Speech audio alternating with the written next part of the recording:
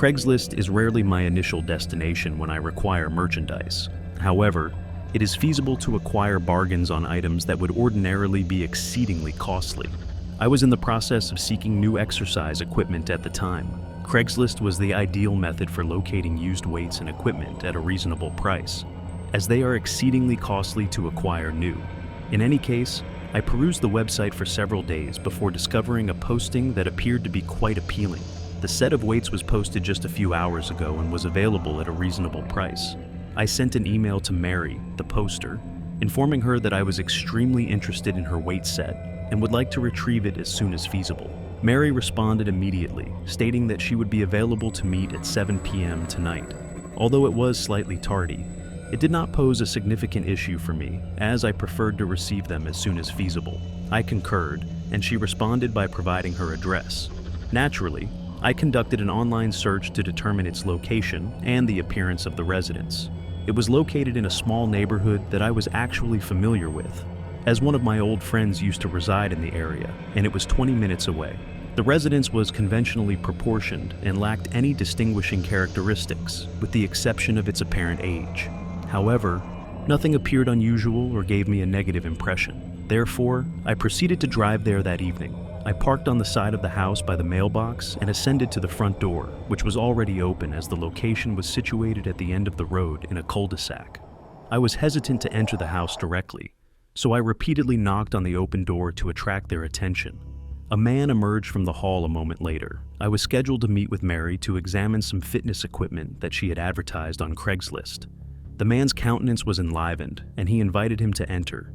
He informed me that Mary would be arriving in a few minutes to change out of her work attire. This certainly prompted me to be cautious, but he appeared to be sincere and credible. So, I proceeded to his living room, where a collection of weights was situated on the floor. Nevertheless, the chamber was devoid of any other items besides the weights. There are no furnishings or ornaments. I believe the man observed me observing the area, as he promptly informed me that they were in the process of relocating and were attempting to sell the weights as a result. Despite my initial skepticism, I briefly examined the plates, but I immediately observed that a few were absent.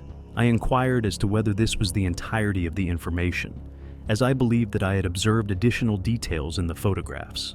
He smiled once more, suggesting that Mary may be aware of the location of the other items. Subsequently, he remained seated and observed me. I became extremely apprehensive and requested that he inform Mary of my presence. He waited for a moment before agreeing and ascending the stairs. I was evidently beginning to fret that Mary may not be a genuine individual at this juncture, so I listened attentively to ensure that he was conversing with someone. After a brief period of silence, I proceeded to the base of the stairs and gazed upward toward the summit.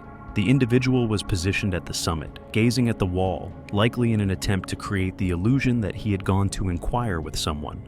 I was filled with a sense of urgency, as I now realized that the entire situation was a fabrication, and that I was likely in the midst of a terrible situation. I began to rapidly advance toward the front door, endeavoring to avoid arousing the man. However, as soon as I turned around, I heard the sound of heavy footfall descending the stairs. He signaled for me to remain in place as I swiftly exited the building and entered my vehicle. Interestingly, the individual fled the residence by exiting the front door and circumnavigating the building's exterior.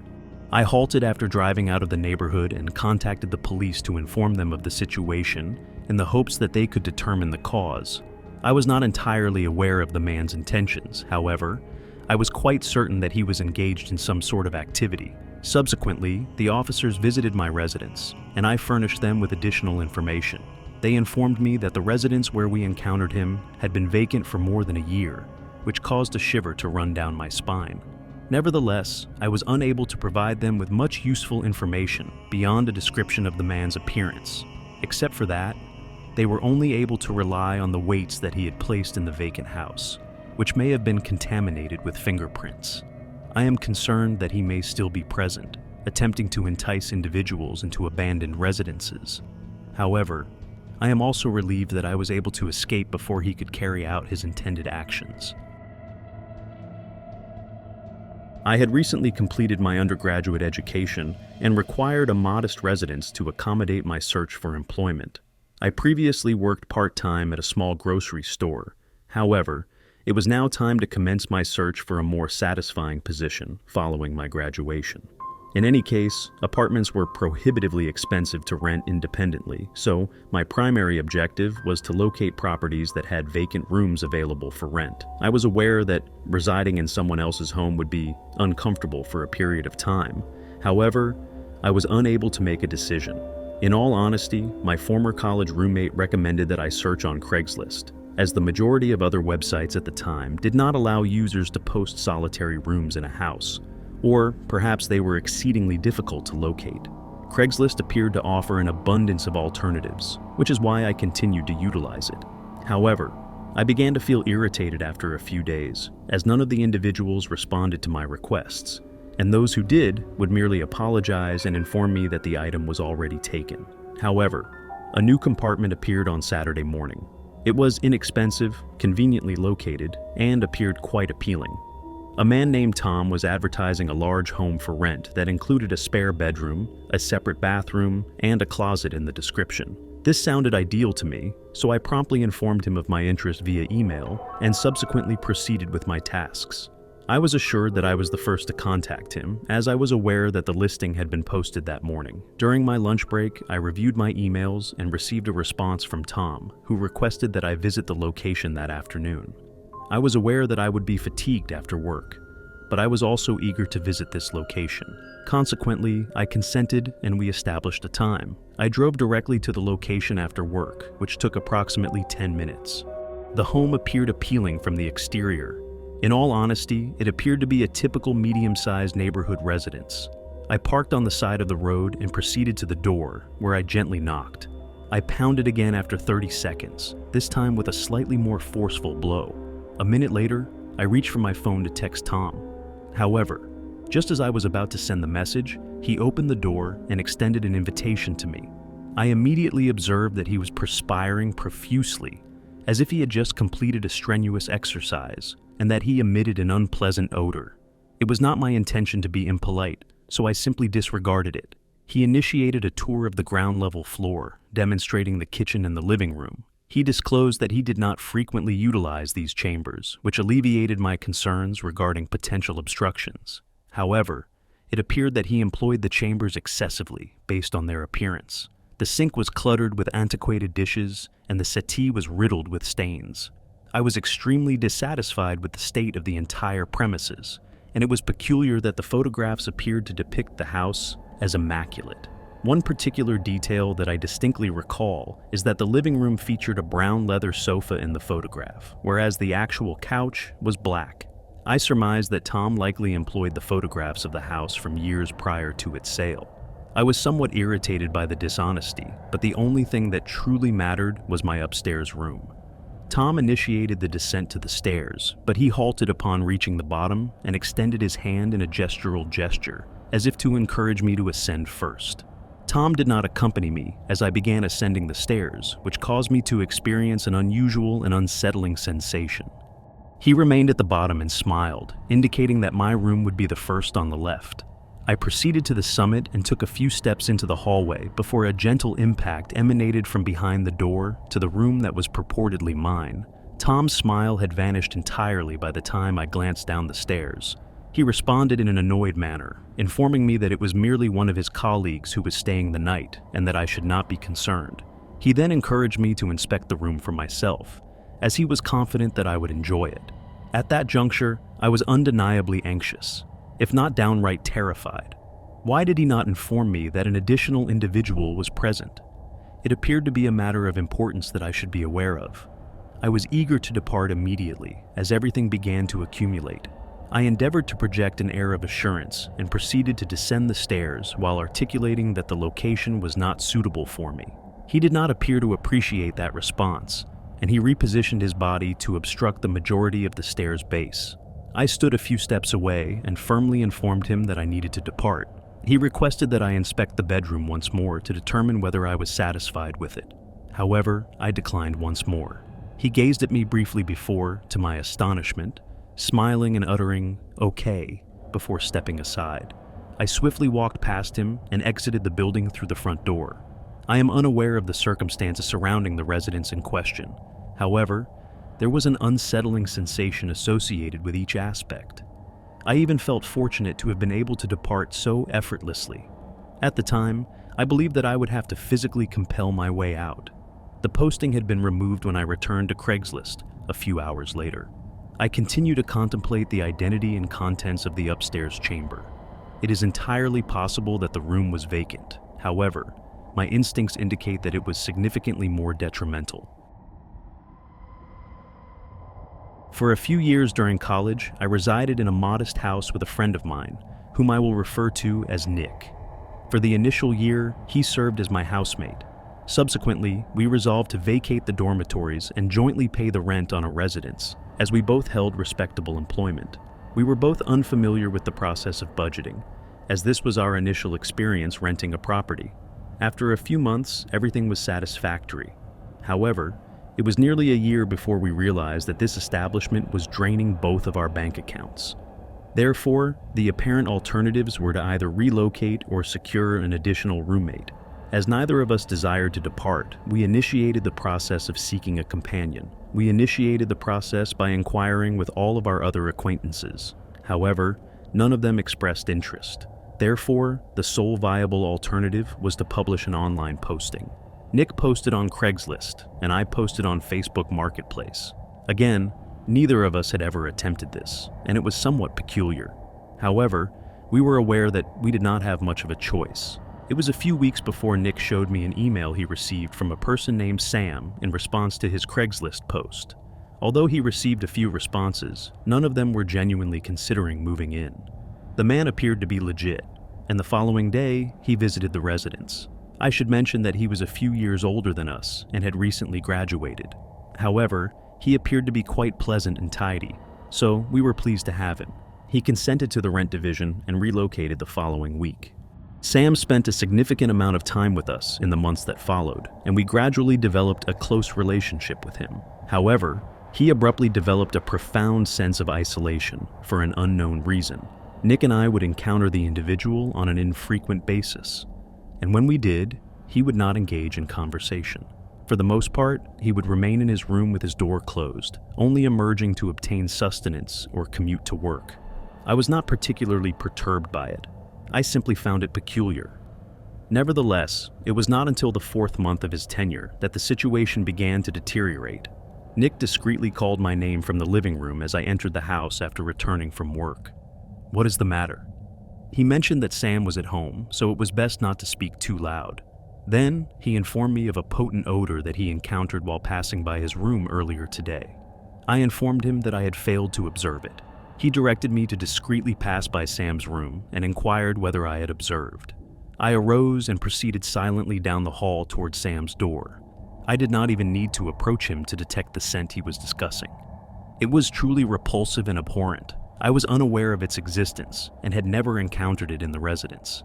Nick proposed that we inquire about it, and I concurred. We both approached his door, attempting to avoid inhaling excessively, and knocked. Then, he knocked repeatedly, each time calling out to him.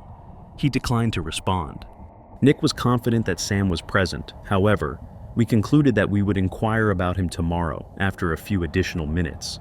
It was already quite late at this point, so we both quickly prepared dinner and ate it while watching television in the living room. Afterward, we both retired to bed. The following day, I intercepted Sam as he exited the residence and inquired about the odor that had emanated from the residence the previous evening. "Oh, I was merely disposing of the trash." He hastily exited and departed in his vehicle. I was perplexed by that response. However, I refrained from pressing him excessively. I informed Nick of the situation later that day, and he concurred that it was peculiar. However, he was unsure of how to proceed, so we decided to leave it at that. A few additional weeks pass. Sam conversed with us infrequently once more. However, the odor had dissipated by this time. Nick and Sam were likely already sleeping in their rooms when I arrived home from work late one evening. I proceeded directly to my bedroom and also fell unconscious. However, in the middle of the night, I was startled by the sound of movement beneath my room, which was situated on the lower level and was where Sam's room was located. I listened for a few minutes, attempting to ascertain the nature of his actions. However, I eventually went back to slumber. Sam left the house the following morning to attend to his daily responsibilities. However, he failed to return home that evening. Yet another few days would pass, and he had yet to return home.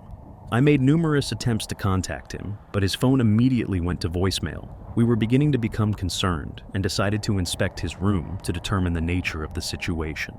His room was quite disorganized, and it appeared as though a significant portion of his belongings had been removed and stored elsewhere. Additionally, I discovered a pair of glasses in his drawer, along with other unrelated items, which was peculiar because Sam did not wear lenses. However, he did not abruptly depart, as he left behind all of his furniture and a few clothing. Nick subsequently contacted the police to report that Sam may be missing.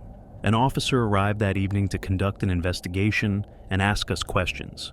We disclosed all of our information to him and permitted him to inspect his chamber.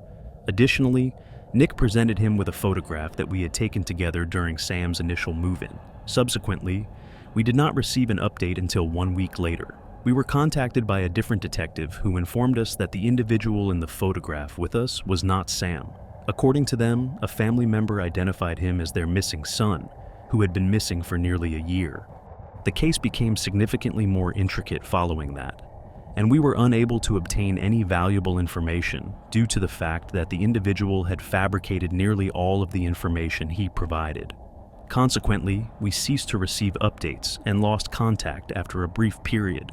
According to our sources, the individual in question was a typical individual who resided with his parents and abruptly disappeared without explanation.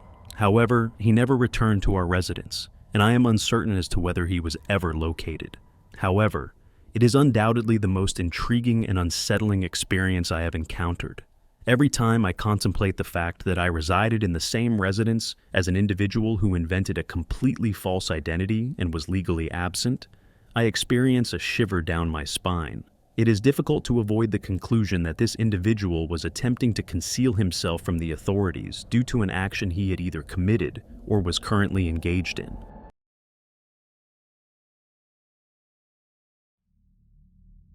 I worked part-time as a DoorDash delivery driver last year.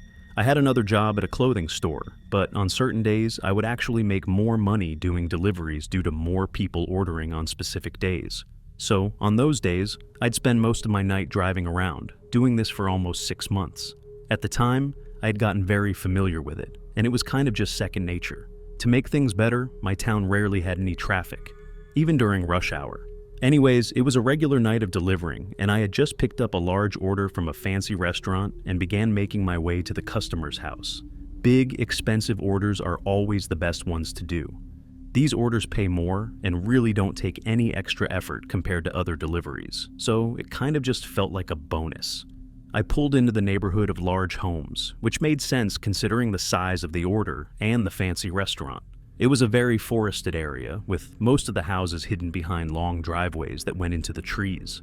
The customer's house wasn't too far into the neighborhood, though. It was only a couple of minutes down the road. Usually I'd park on the side of the street and walk up to the front door, but with driveways like these, I would obviously just go down them to get closer to the house since they were so far away. But as soon as I turned onto the driveway, I slammed on my brakes.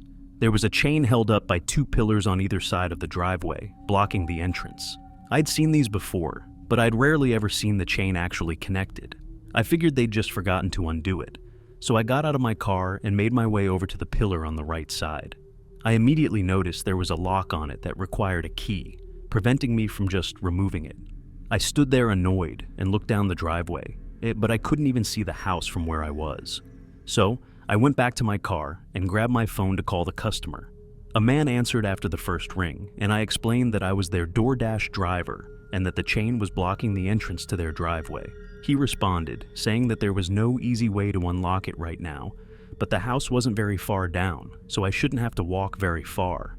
I pretended to be nice and said, "Okay," and hung up.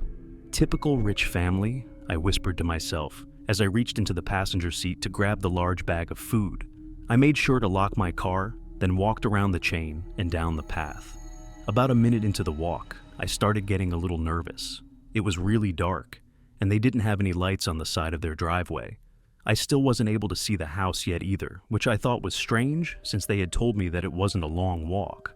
Then I heard crunching footsteps coming from the dark trees to the left of me. I stopped and stared in the direction they were coming from. As they came closer and closer, I began to make out a figure of a man holding his hand up as if to say hello. "Who are you?" I asked, trying to hide my shaky voice. The man joined me on the driveway and explained that he was the one I just talked to on the phone. I was still uncomfortable and asked what he was doing. He took a step forward and began saying that the driveway took a sharp turn up ahead, and it was actually a shortcut to go through the trees, so he figured he'd meet me halfway since it was a long walk for me. I found this whole situation to be really strange, and he had said on the phone that it was a short walk, but now he was admitting that it was long. It just didn't add up. The man stood a few feet away from me and held his hand out for the bag. I hesitantly stepped towards him and handed him the food. He thanked me and turned around to head back the way he came, but then he stopped and turned to face me again. "I forgot to bring your cash tip," he said, looking me in the eyes. Something about the way he said it made me extremely uncomfortable, so I said, "Don't worry about it," and started walking back down the driveway to my car. "It's just a quick walk through here. If you want to come with me, I can drive you back to your car once I give you your tip." I didn't respond and began walking faster down the dark driveway. A few seconds later, I heard leaves crunching as the man walked back into the trees. I was just glad he didn't try to follow me. Once I got back to my car, I drove off quickly and ended my deliveries for the night. When I made it home, I reported it to the police just in case, and an operator said they would send an officer down to talk to the owners of the house. I still get chills thinking about the whole situation, mainly because I got a call a couple of hours later from an officer explaining that he talked to the residents living in the house, but they had no idea what he was talking about, as they didn't order anything for delivery. I don't know if the residents were lying or not, but either way, it was a very disturbing experience and has made me a lot more cautious when doing deliveries at night.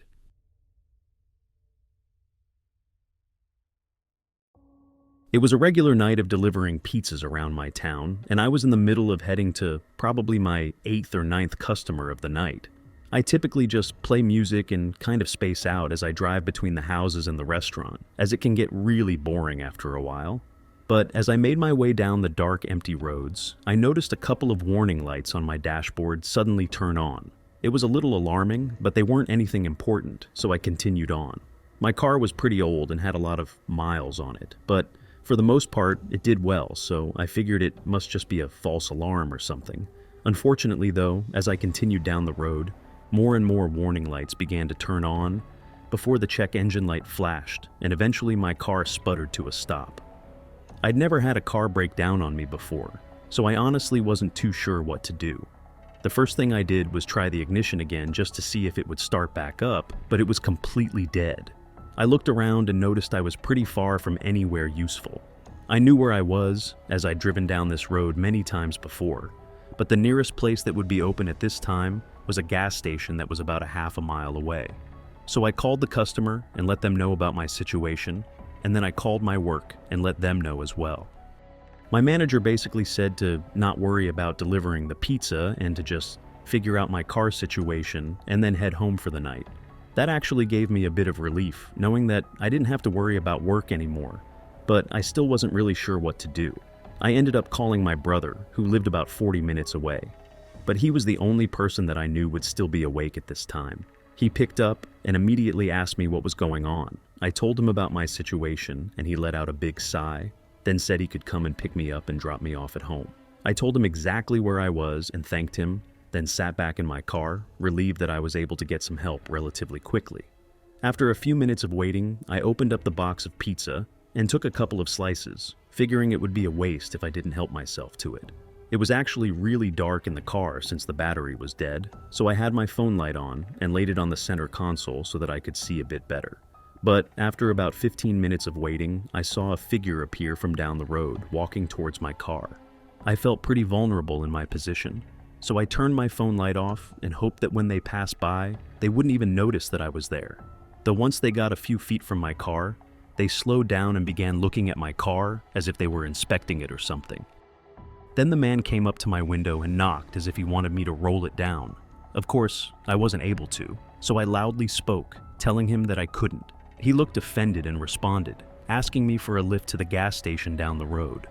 This was when I started to get a strange feeling about this guy, as I felt like it was pretty obvious that my car had broken down, so I knew he had to be up to something. I didn't respond and kind of just sat there watching the guy, hoping that he would go away. He continued asking for help though, getting more and more aggressive about it. Then he went silent for a moment before suddenly grabbing the door handle, shaking the whole car as he tried to open the door. I began panicking, unsure of what to do, so I looked around for something to defend myself with, but all I could find was a small screwdriver in my glove box. At this point, the man started stabbing the window with a small knife as if he were trying to break it. He made a few large scratches on it before beginning to wedge his knife in the top of the window to forcefully push it down. I was yelling at him and screaming for help, but I knew my efforts would go unheard. He continued for over a minute with pure anger in his eyes as he tried everything to get in. But then he stopped, stood there for a moment, silent and breathing heavily. He pushed his face against the window and stared at me with rage and disgust, then smashed his fist into the door one last time before running back down the road into the darkness. When my brother arrived, I showed him the scratches and dents on my door, and we left in a hurry, calling the police on the way to my house. I'd never feared for my life as much as I did on that stranded road. But the one thing I can't get out of my mind ever since then was the look in the man's eyes as he stared at me through the window. It felt as though I was just inches away from a monster, eager to perform a brutal and horrible attack on me as I sat there alone and helpless.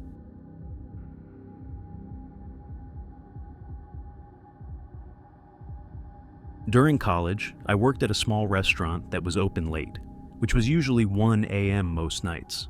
Most customers would either come in and order or call an order for pickup, but every once in a while someone would ask for a delivery. I always enjoyed doing the deliveries because I'd get to leave the place and drive around while getting paid, plus the tip money was always nice. Anyways, we had a small delivery order for a customer that ordered at 12, so this was my last delivery of the night before getting off. I got in the car and started down the road. The GPS said it was 15 minutes away, but our restaurant was located right next to a highway, so for pretty much every delivery, I'd be on the highway for a few minutes before taking an exit and entering a neighborhood. I got on the ramp to enter the highway, and usually no one is out this late at night, but as I started to go down the ramp, I noticed a car coming toward me in my side mirror. From the headlights, I could tell they were far away, but they were also going really fast. Either way though, I had to merge into the highway, so I slowly turned in and stayed in the far right lane. The car behind me then merged from the middle lane into the far right lane as well, practically slamming on the brakes as he came towards the back of my car. What the hell is wrong with this guy? I thought, as he just put both of our lives in danger for absolutely no reason. I figured he had to be drunk or just some idiot that thought it would be funny to scare me. But after a few minutes, he still stayed right behind me. I wasn't really sure what he was doing at this point, but it wasn't funny at all. My exit was coming up, so I was just hoping he'd leave it alone once I turned off the highway. But, of course, the guy followed me. The house I was delivering to was in a big neighborhood right next to the highway, so I turned in and started driving down the neighborhood streets. Once we got deeper in, the guy behind me turned all of his headlights off. This is when I really started to panic. I'd had stupid drivers follow me for a bit because I accidentally cut them off or something, but this was going too far, and I hadn't even done anything to them. Thankfully, the house was just down the street at this point, so I figured I'd pull into their driveway and try to get the customer to answer the door as quickly as possible so that I wouldn't be alone. I drove my car up the right side of their driveway, which I immediately realized was a bad idea, as the car pulled up right next to mine on the left side of the driveway.